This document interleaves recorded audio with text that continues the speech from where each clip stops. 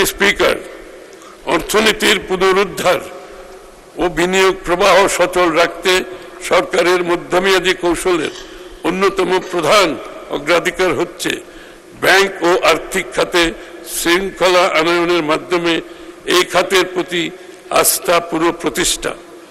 এই লক্ষ্যে ঋণ, এই ক্ষেত্রে খেলাপি ঋণ হ্রাস, ঋণ অনুমোদন, পুনঃতফসিলকরণ ব্যবস্থায় স্বচ্ছতা নিশ্চিত করা এবং ব্যাংক পরিচালনায় জবাবদিহি জোরদার করা হচ্ছে। দুর্বল ব্যাংকসমূহের আর্থিক সক্ষমতা পুনর্গঠনের জন্য ঝুঁকি ভিত্তিক তদারকি ব্যবস্থা চালু করা হবে এবং প্রয়োজনীয় ক্ষেত্রে পুনর্মূলধনীকরণ রিক্যাপিটালাইজেশন ও ব্যবস্থাপনা সংস্কার কার্যক্রম গ্রহণ করা হবে।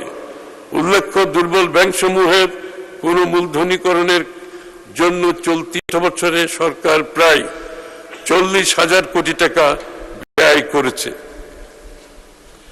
আমানতকারীদের অর্থ ফেরত প্রদানের লক্ষ্যে ব্যাংক পুনর্গঠনের উদ্যোগ নেওয়া হয়েছে। আমরা বিদেশে পাচার হওয়া অর্থ ফেরত আনতে কার্যকর উদ্যোগ গ্রহণ করছি। ব্যাংক কার্যক্রম পরিচালনায় রাজনৈতিক নিয়োগ ও হস্তক্ষেপ বন্ধ করা হয়েছে।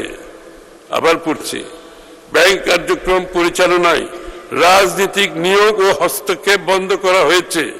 এটিকে পারিবারিক প্রভাব মুক্ত করার জন্য আইনের প্রয়োজনীয় সংশোধন করা হয়েছে। এটা একটা বিশাল স্টেপ মাননীয় স্পিকার। এটি রাজনৈতিক দলের পক্ষে এই ধরনের স্টেপ অনেক বড় স্টেপ। ব্যাংকিং খাতে আন্তর্জাতিক মানদণ্ড ভিত্তিক ঝুঁকি ব্যবস্থাপনা, মূলধন পর্যাপ্ততা এবং কর্পোরেট গভর্নেন্স নিশ্চিত করা হবে, যাতে আর্থিক প্রতিষ্ঠানসমূহ দীর্ঘমেয়াদে স্থিতিশীল ও প্রতিযোগিতামূলক হয়ে উঠতে পারে।